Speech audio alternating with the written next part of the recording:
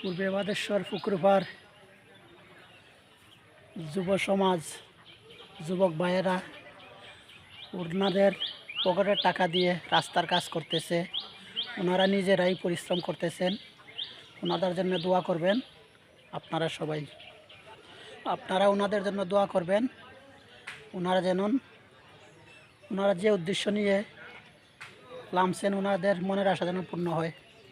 ধন্যবাদ প্রিয় বন্ধুরা।